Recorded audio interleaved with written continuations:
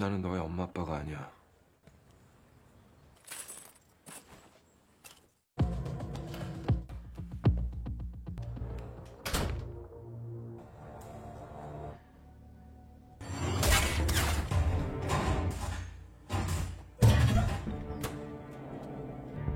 눈 감아, 정지야. Halo pecinta drakor ongoing, kali ini aku sudah ngerangkum sebuah drakor yang masih anget-angetnya dan tentu sangat layak untuk ditonton. Apalagi kalau kalian suka dengan genre thriller yang penuh action dan teka-teki menegangkan. Mungkin sebagian dari kalian udah tahu drama yang berjudul A Shop for Killers ini. Mempunyai total 8 episode, bercerita tentang seorang gadis yang mempunyai paman yang selama ini dikira hanya penjual selang online. Ternyata pamannya itu adalah seorang penjual senjata ilegal yang tentu sangat ditakuti oleh banyak gangster dan kelompok penjahat. Dan setelah pamannya tewas, ia pun harus berjuang sendirian untuk bisa lolos dari musuh-musuh pamannya yang selalu saja memburunya. Dan kira-kira bagaimanakah cara gadis ini selamat dari musuh-musuh pamannya tersebut? Tanpa berlama-lama lagi, mari langsung saja kita meluncur ke alur drakornya.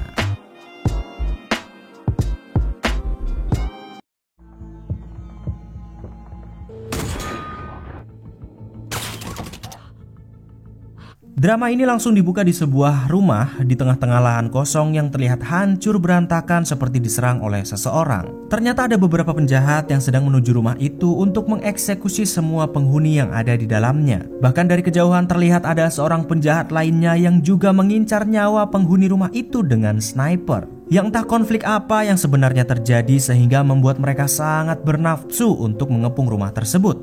Namun yang anehnya, ternyata target yang mereka incar hanyalah gadis remaja biasa.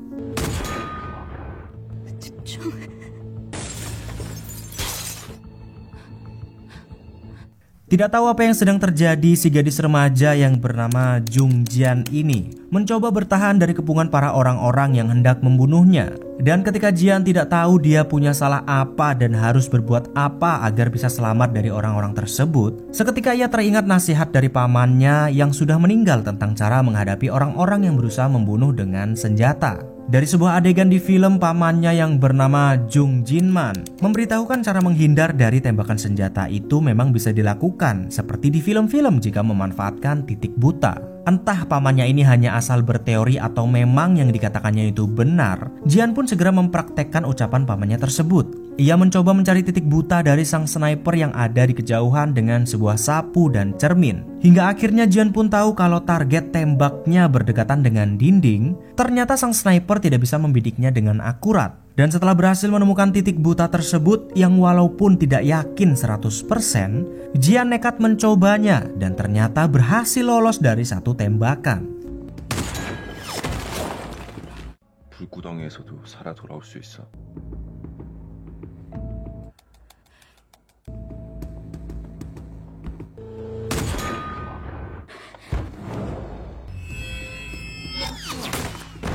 Dan ketika sudah lolos dari satu tembakan, Jian lantas mencoba menghalangi pandangan sang sniper dengan sebuah sofa. Namun siapa sangka, saat sofa dibalikkan, ternyata Jian menemukan sebuah sniper yang ada di balik sofa tersebut. Dan yang entah bagaimana caranya, Jian ternyata bisa mengerti cara menggunakan sniper itu.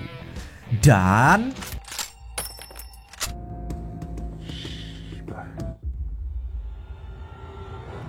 inilah dia, A Shop for Killer.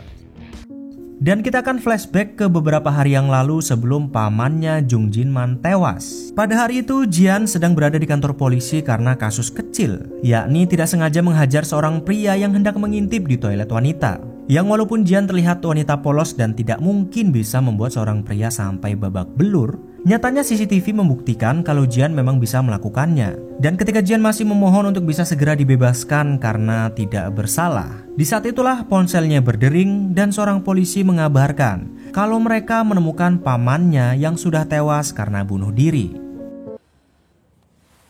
정진만 씨가 사망하셨습니다.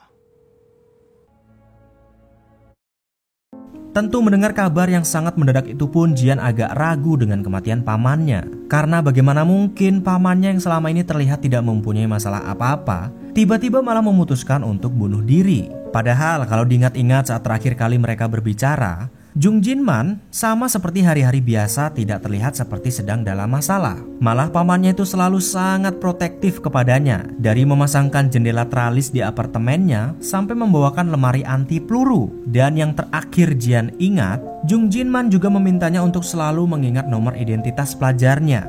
Entah kenapa ia diminta untuk mengingat sesuatu yang aneh, tapi ya begitulah sifat pamannya yang selalu penuh dengan perbincangan tidak masuk akal dan penuh misteri.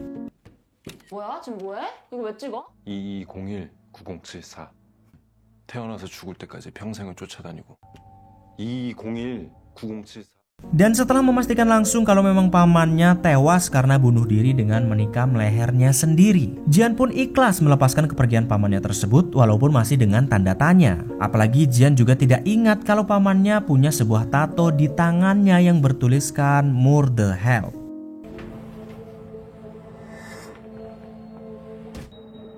삼촌한테 그런 문신 있었나?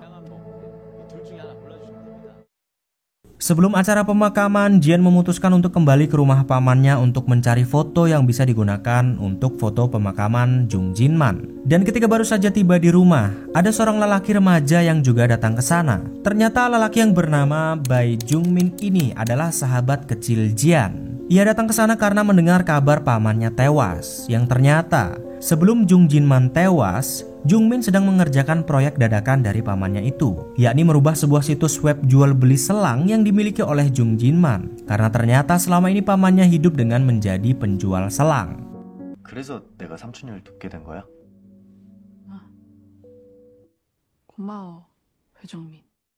Begitu hari pemakaman tiba, semua orang-orang terdekat Jung Jinman datang untuk berduka atas kepergiannya. Karangan bunga diberikan untuk menghormati mendiang Jinman semasa hidupnya. Namun di saat hari duka itu ada beberapa orang yang datang tak dikenal ikut duduk di rumah duka, yang sepertinya mereka adalah musuh Jinman. Karena di luar pemakaman, ternyata sang sniper yang kita lihat di awal film tadi juga datang ke sana. 일하고 갈 것을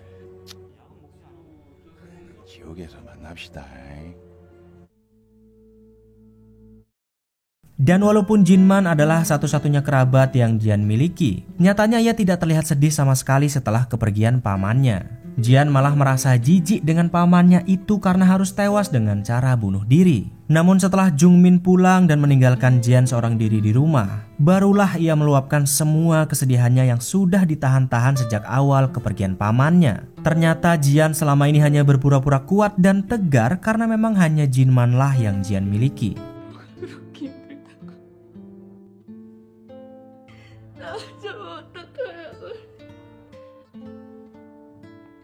나중에 볼까봐.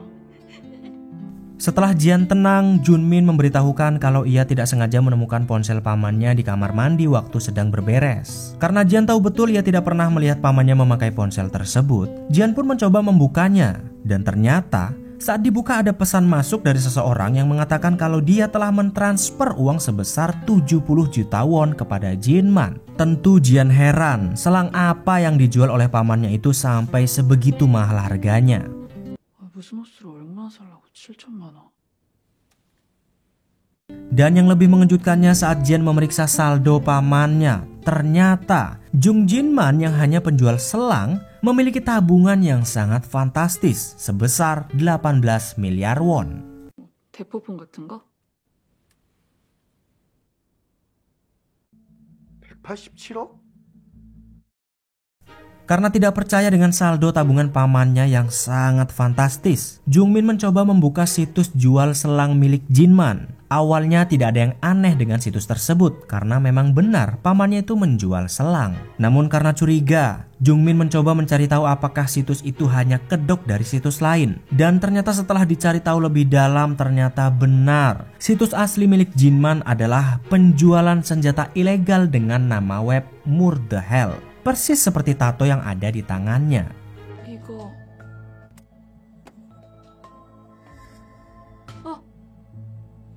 무기들의 가격들이 매겨진 걸 보면 Bahkan setelah berhasil membuka situs tersebut, orang yang tadi mengirim uang 70 juta won untuk membeli senjata-senjata itu menghubunginya kembali untuk kepastian kapan kira-kira senjatanya akan dikirim. Namun karena pamannya sudah meninggal, Jian pun meminta nomor rekening sang pembeli untuk mengirimnya kembali. Dan di saat itulah mereka sangat terkejut karena orang tak dikenal itu tiba-tiba mengancam akan membunuh Jian juga.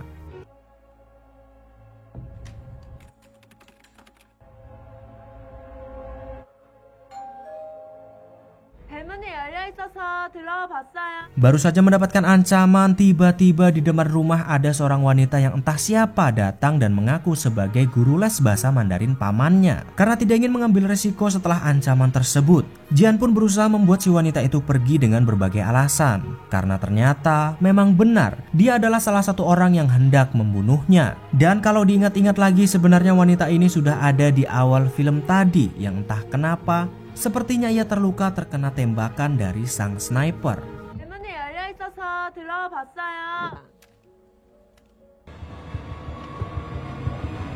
진짜 우리 삼촌 아는 거 맞아요?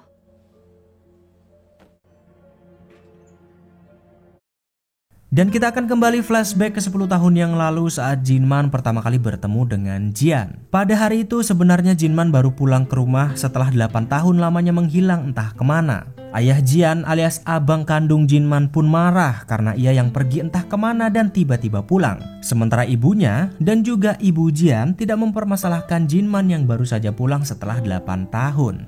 Toh yang penting Jinman masih mau pulang dengan keadaan sehat walafiat. 장가도 가야 돼.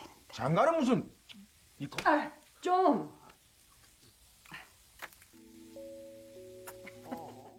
Namun baru beberapa hari Jinman pulang, tiba-tiba ibunya mendadak tewas karena sebab yang tidak bisa dipastikan. Karena curiga, Jinman pun meminta izin kepada abangnya untuk melakukan otopsi untuk mengetahuinya. Namun karena memang mereka sedari dulu tidak pernah akrab, abangnya pun malah marah mendengar Jinman hendak melakukan otopsi. Karena menurutnya itu penghinaan terhadap ibu mereka. Dan karena mereka terus saja bertengkar di tempat duka, ibu Jian pun meminta Jinman untuk segera pulang sebentar sembari membawa Jian bersamanya. Karena Jian sendiri juga agak bandel di tempat duka. 저 도련님.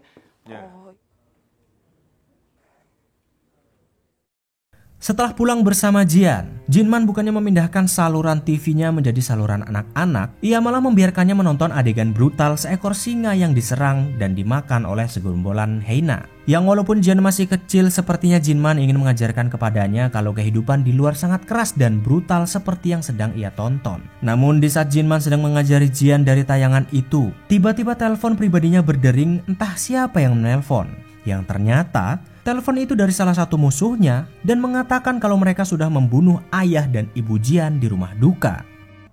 이번은 어떻게 알았어? 진짜 금방 올 거지? Begitu Jinman pergi, Jian pun harus tinggal di rumah seorang diri sampai ia kembali dari rumah duka. Namun tiba-tiba di depan pintu ada seorang pria yang sepertinya salah satu musuhnya dan datang untuk membunuh Jian. Yang walaupun Jian sudah diberitahu untuk tidak membuka pintu sampai ia kembali, ternyata pria tersebut bisa mengakali pintu itu lantas berhasil membukanya. Dan 삼촌 친구 맞아요?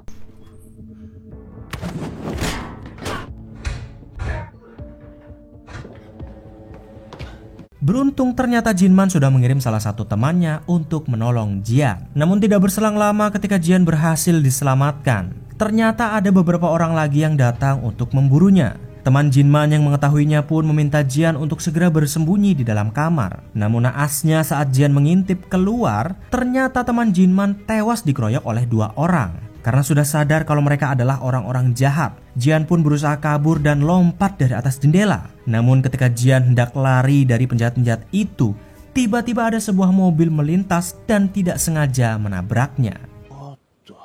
피는 못 속이네. 일이 좀 꼬인 것 같은데.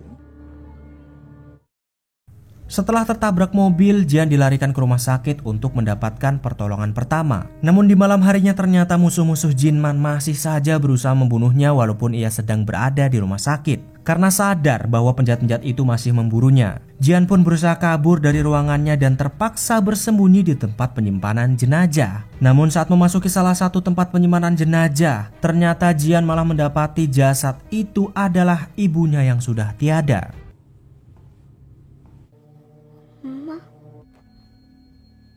Karena sudah kelelahan, Jian pun ketakutan sampai tertidur di jenazah ibunya. Hingga tanpa berselang lama, penjahat-penjahat itu ternyata berhasil mengetahui Jian bersembunyi di mana. Namun beruntung, ternyata Jung Jinman berhasil datang tepat waktu.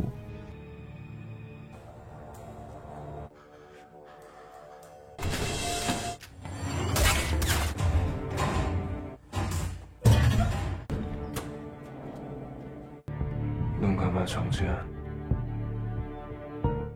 Beberapa hari kemudian, Jinman pun membawa Jian untuk tinggal bersamanya karena memang hanya dialah satu-satunya yang Jian miliki.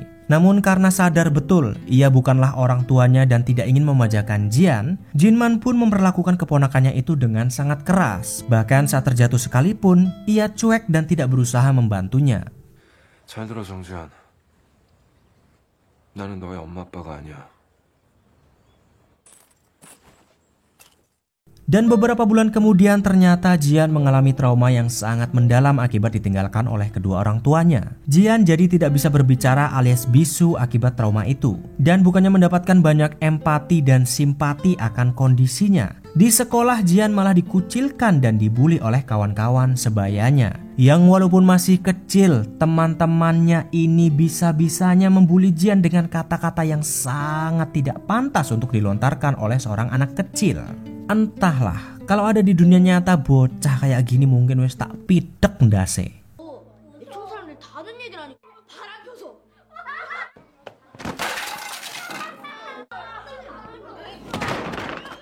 Bahkan setelah traumanya dan tidak bisa berbicara, ternyata Jinman sendiri masih tidak memperdulikannya sama sekali dan terus mendidiknya dengan cara yang keras. Ya walaupun sebenarnya tujuannya baik agar Jian tidak manja dan menjadi anak yang kuat, namun tetap saja cara Jinman terlalu tega dengan anak sekecil Jian. Dari tidak mau makan bersama, disuruh untuk mengambil makanannya sendiri, sampai pulang sekolah pun dengan kondisi hujan Jinman tega meninggalkannya.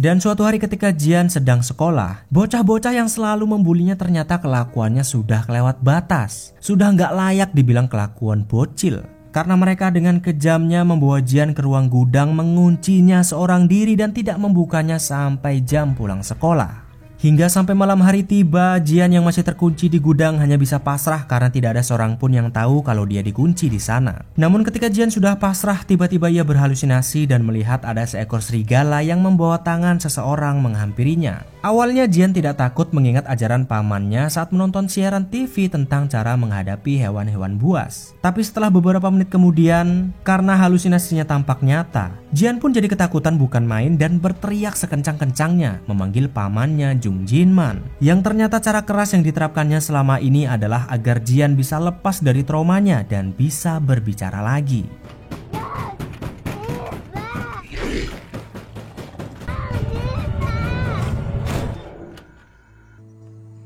너무 늦어서 미안. Dan ya, setelah Jian lepas dari traumanya dan bisa berbicara lagi, akhirnya Jinman pun memperlakukan Jian keponakannya dengan jauh lebih baik. 맛있다, 삼겹살.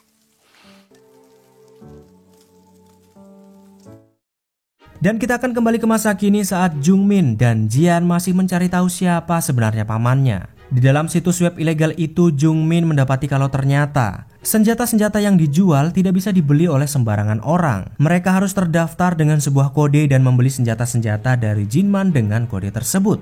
Kode pertama adalah merah. Merah artinya senjata-senjata ini hanya boleh dibeli dan dikhususkan untuk orang yang pekerjaannya sebagai pembunuh atau pembunuh bayaran. Kode kedua ungu. Ungu berarti orang yang membelinya haruslah mereka yang berprofesi sebagai mata-mata dan sejenisnya. Kode ketiga kuning. Mereka yang berkode kuning adalah petugas kebersihan khusus yang bekerja untuk membersihkan barang bukti setelah pembunuhan, termasuk menghilangkan jasad korban. Dan kode terakhir adalah hijau. Hijau ini adalah kode khusus yang tidak boleh dilanggar oleh semua kode lainnya. Dan tidak ada syarat untuk pemilik kode ini. Dia bebas memakai senjata apapun yang dia mau untuk pekerjaannya. Dan barang siapa yang mencoba mencelakakan pemilik kode hijau, maka semua kode termasuk merah, ungu, dan kuning harus mempertaruhkan nyawanya untuk membantu kode hijau. Dan ternyata Sang pemilik kode hijau ini adalah pamannya Jung Jinman dan juga termasuk Jian. 그래서 그리는 누군데? 야 정민아.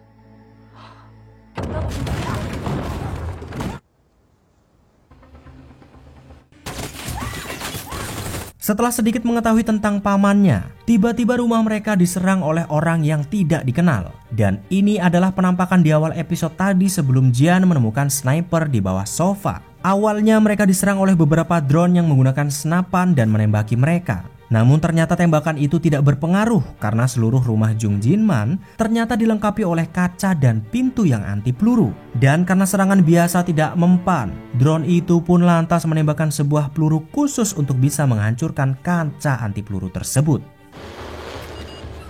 총알이 다 떨어졌나?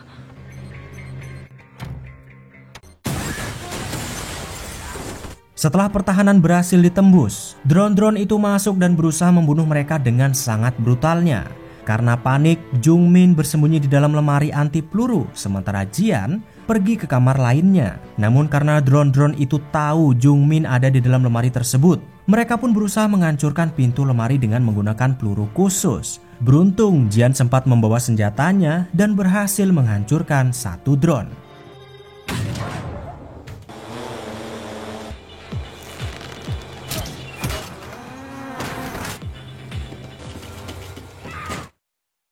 Sebelum maju ke episode selanjutnya, kita akan melihat satu hari sebelum penyerangan untuk membunuh Jian yang dilakukan oleh begundal-begundal ini. Ternyata mereka adalah dalang di balik penyerangan di rumah Jinman, dipimpin oleh seorang veteran yang bernama Kim. Mereka hendak memburu dan membunuh Jian untuk hadiah yang sudah disediakan oleh Lee Sung-jo. Lee Sung-jo ini adalah sang sniper yang mencoba membunuh Jian dari kejauhan. Namun belum diketahui apakah mereka orang-orang yang membunuh pamannya Jung Jinman atau bukan. Dan juga apa sebenarnya motif mereka membunuh semua keluarga Jinman. Dendamkah atau hal yang lain? Yang jelas, kita akan mengetahui semua teka-tekinya di episode selanjutnya. 괜히 그 진만이한테 미안하네. 막걸리 회식이나 합시다. Dan Assault for Killers Part 1 bersambung. Karena memang drama Assault for Killers ini masih ongoing dan hanya tayang 2 episode per minggu, jadi harap ditahan dulu penasarannya ya seluruh. Dan sejak part pertama ini dibuat memang baru 2 episode yang tayang, jadi silakan sabar. Jadi untuk kalian yang masih penisirin silakan disubrek dulu biar nggak ketinggalan episode selanjutnya. Karena dengar-dengar banyak rumor dan teori-teori yang beredar kalau sebenarnya pamannya si Jung Jinman belum mati alias bunuh dirinya cuman bohongan. Tapi apakah rumor dan teorinya bener? Ya mari kita tunggu saja seluruh. Dan segitu aja rangkuman kita kali ini. Silakan subrek, arigato, dan ciao.